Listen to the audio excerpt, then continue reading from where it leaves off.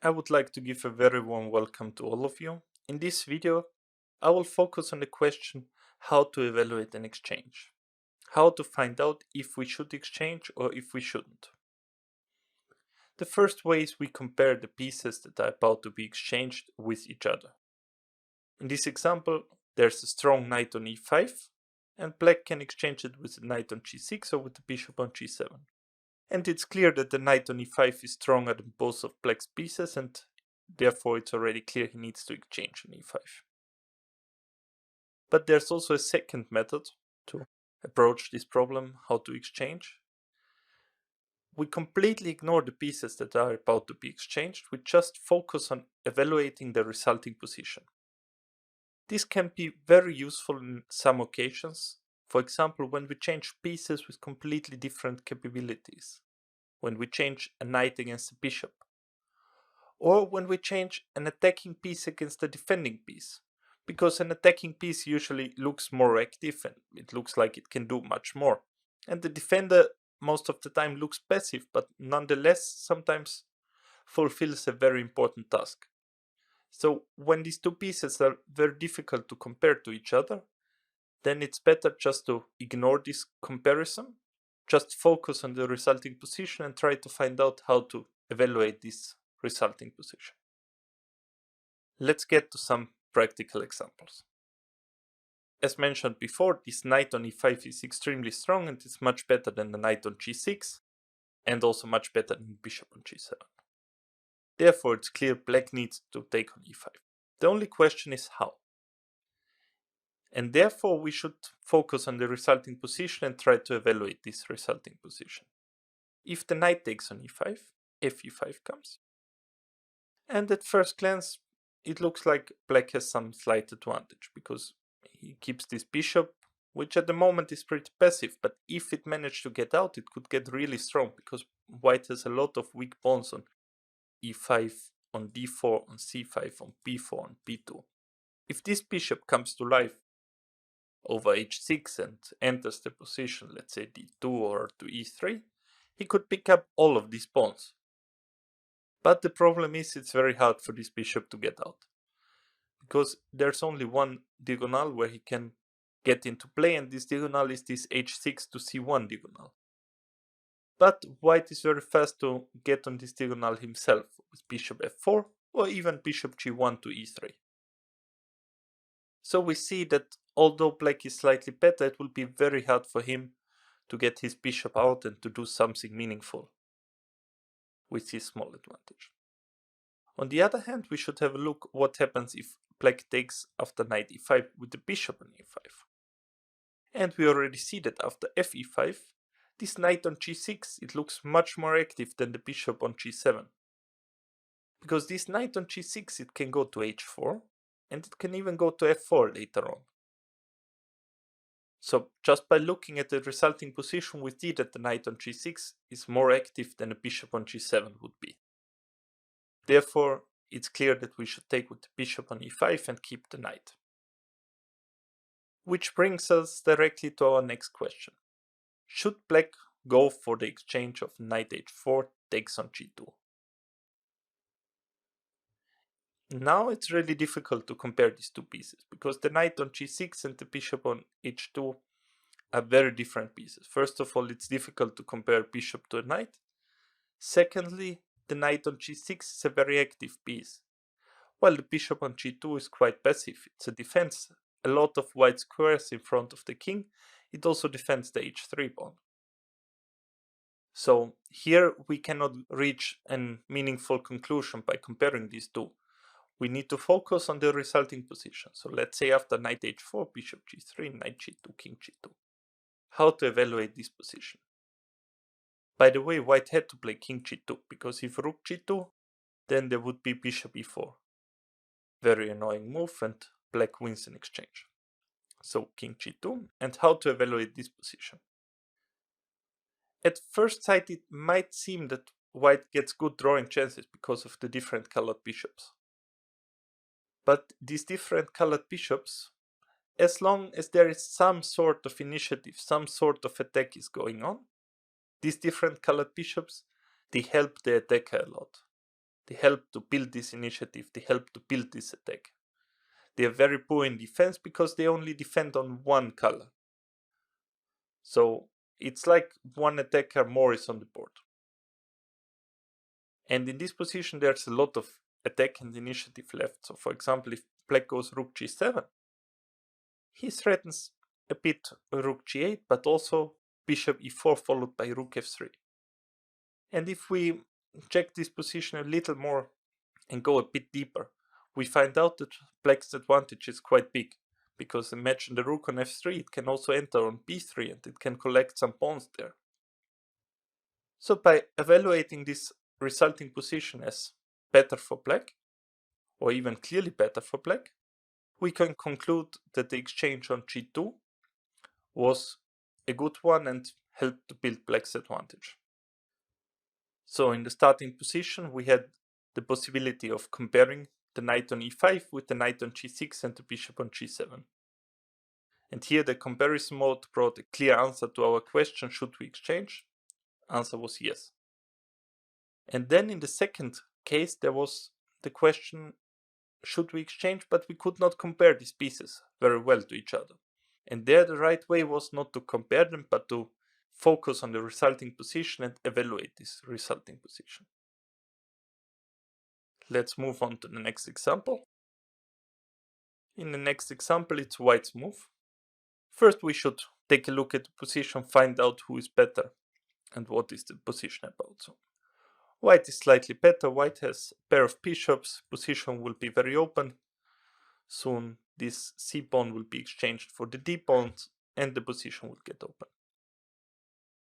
White even has a lot of pressure on this long diagonal. It's not easy for black to play. And in such a situation, we can ask ourselves, what is the best piece of our opponent? And the answer to this question is clearly the queen on h5.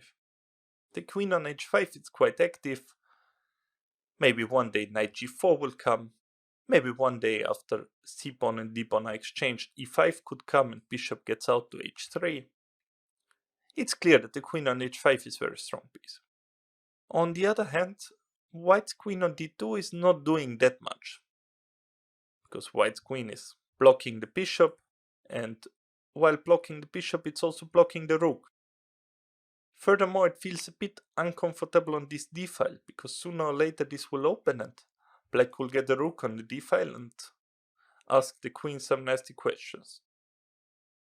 So by comparing these two queens with each other, we come to the conclusion that black's queen is much better than white's queen. And therefore, the next move of white is pretty obvious. He should go queen g5 and go for the exchange. So in this example, just by comparing these two queens, we come to the conclusion that it's the best thing to do to exchange this queen. And let's say after queen takes g5, bishop takes g5, c d4, knight d4, knight d4, and rook d4, we see that white has a very pleasant advantage with the pair of bishops and full control of the c file as well as of the d file. Let's move on to the next example. In this example, it's black to move. First, again, we take a look at the position and we see that white has the pair of bishop, but the pair of bishop is not doing so much. The white squared bishop is not doing anything special because he's blocked by his own pawns in the center.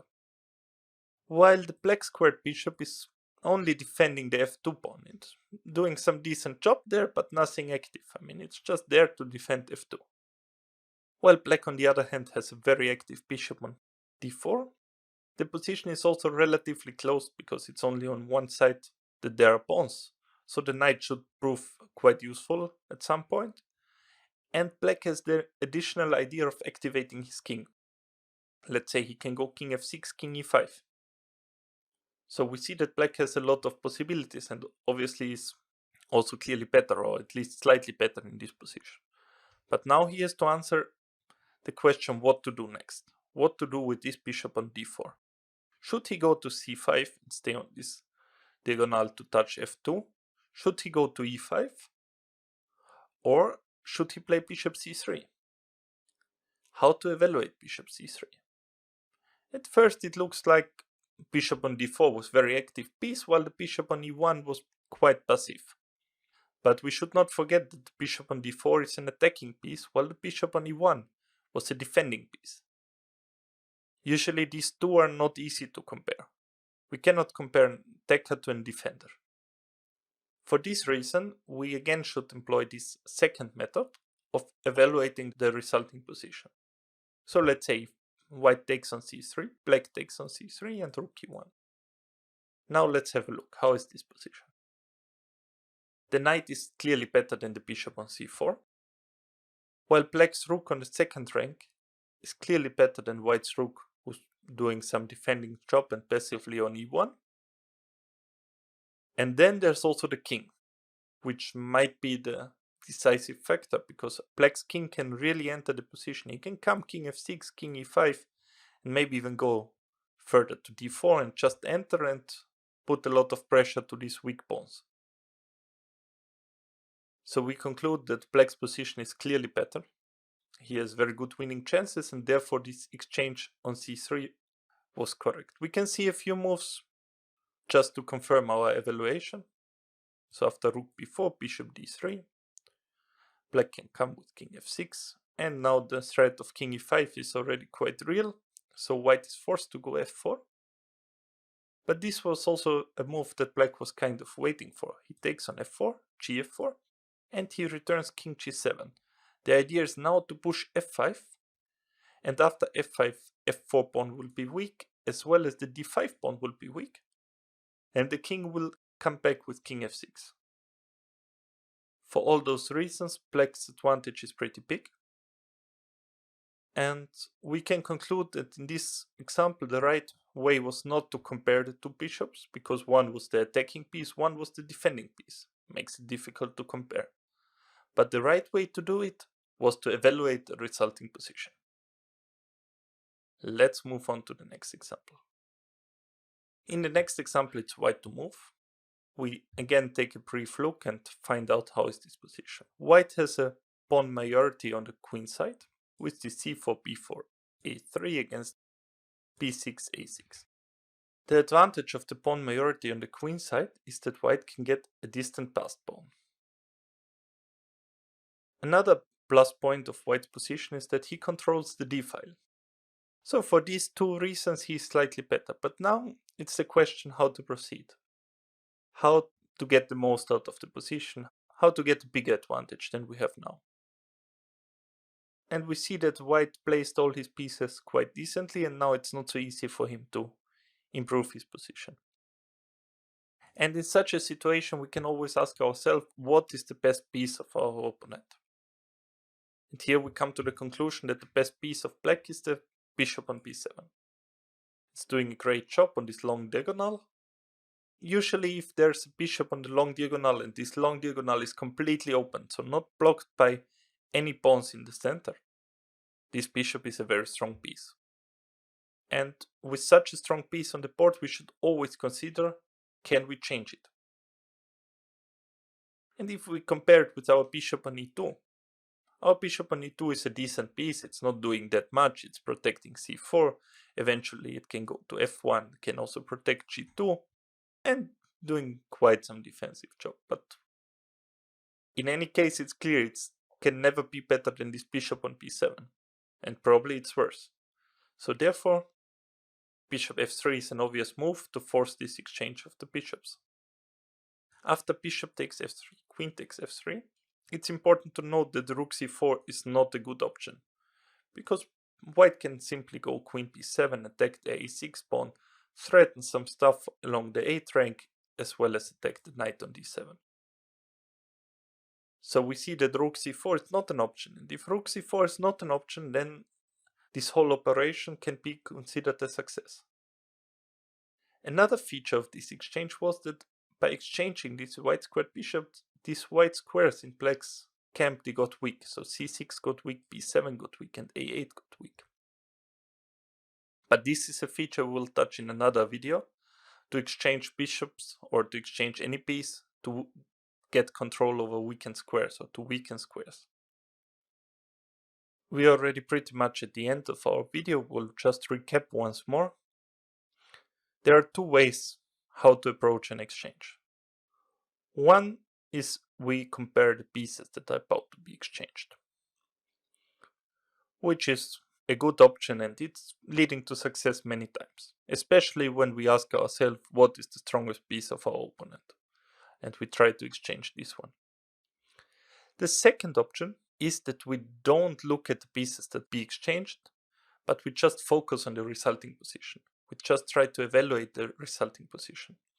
This makes a lot of sense if we change pieces with different strengths. For example, if we change a knight with a bishop, or if we change an attacking piece to a defending piece, because it's very difficult to compare who is more useful for the position, the one who's attacking a certain point or a certain piece, or the one who's defending a certain point or a certain piece. In those cases, we just focus on the resulting position and we evaluate this resulting position. I wish you a lot of success and a lot of fun employing those methods in your own games.